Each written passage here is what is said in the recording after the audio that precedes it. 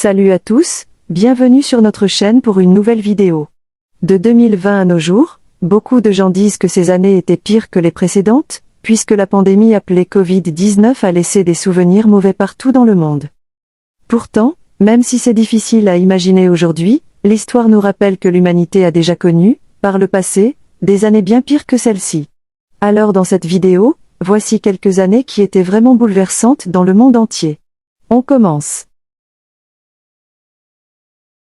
Selon les registres, la grippe espagnole qui frappa le monde en 1918 fit entre 50 et 100 millions de morts, parmi lesquels plus de 2 millions d'Européens.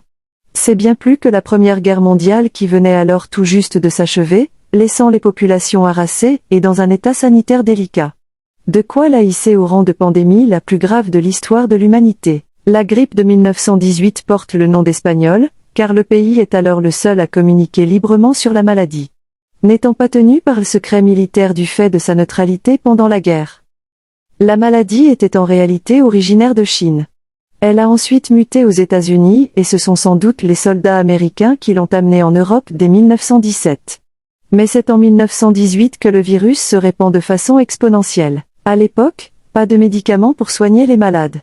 Ils mouraient souvent une dizaine de jours après avoir déclaré de premiers symptômes douloureux.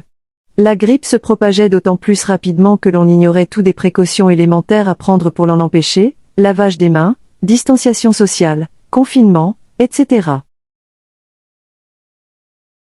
Cette année-là, la peste noire ravageait l'Europe.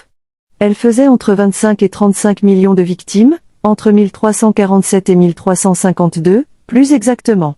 Soit entre 30 et 50% de la population du vieux continent. Une peste noire venue d'Asie. Il se racontait qu'elle a été volontairement propagée par l'armée mongole venue attaquer les marchands de Gênes, Italie. Ils catapultaient alors des cadavres dans la ville. La maladie est extrêmement contagieuse. Elle frappe sans distinction, jeunes et vieux, pauvres et riches.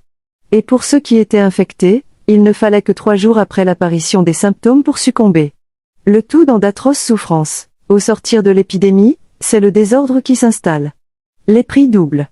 La société est désorganisée. L'injustice règne sur une période presque pire que celle durant laquelle la peste s'est propagée. Entre 166 et 189, une maladie frappa l'Empire romain à la fin de la dynastie antonine. Les livres d'histoire parlent de peste antonine. Mais des chercheurs pensent que c'est une forme de variole qui a alors décimé près de 10 millions de personnes. Entre 1846 et 1860, le monde connaît ce que les historiens appellent la troisième pandémie de choléra. Partie de l'Inde, elle se répand rapidement dans le monde entier.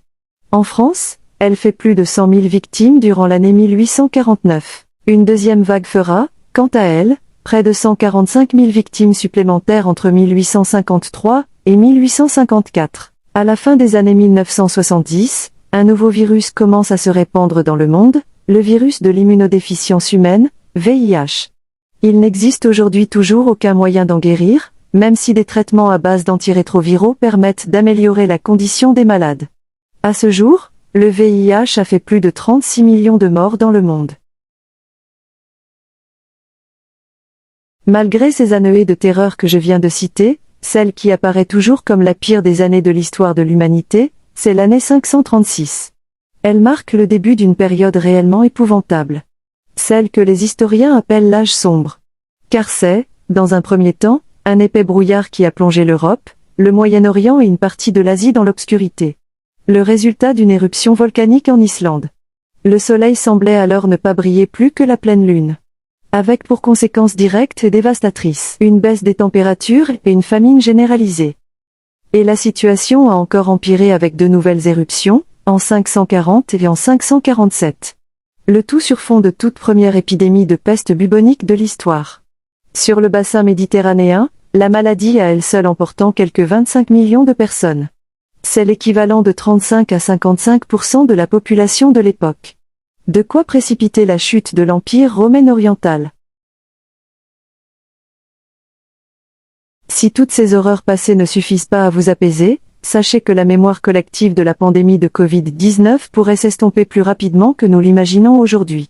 C'est ce que pensent des chercheurs après avoir demandé à des étudiants de l'Université de Washington, États-Unis, de lister les 5 événements les plus importants depuis 1900. De manière peut-être un peu surprenante de prime abord, la pandémie de grippe espagnole de 1918 n'a pas été citée une seule fois. Même en plein de cœur de la pandémie de Covid-19, alors qu'il mourait chaque jour plus d'Américains de la maladie qu'il n'en est péri à Pearl Harbor ou le 11 septembre 2001. Deux événements particulièrement populaires auprès des étudiants. Selon les chercheurs, l'explication tient au fait que l'histoire globale d'une pandémie n'a rien de palpitant. Elle n'est pas menée par des personnages bons d'un côté, mauvais de l'autre.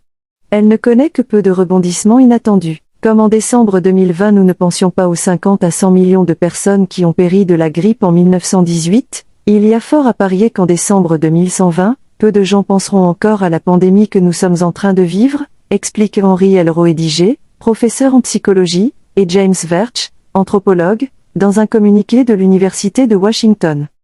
J'espère que l'idée de cette vidéo vous a été très utile. Peut-être quand les gens vous disent que les années 2020 à 2022 étaient les plus mauvaises à cause du pandémie appelée Covid-19, vous allez pouvoir les éclairer un peu sur ce sujet. Si vous avez aimé la vidéo, n'oubliez pas de laisser un j'aime et vous abonner à la chaîne pour ne pas rater les prochaines vidéos beaucoup plus intéressantes. À bientôt.